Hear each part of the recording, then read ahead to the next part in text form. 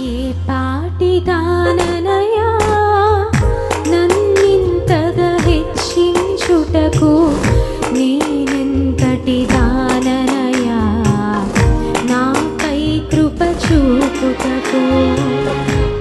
ఏ పాటి దాననయా నన్నింతగా హెచ్చించుటకు, నేనెంతటి దాననయా నాపై కృప చూపుటకు.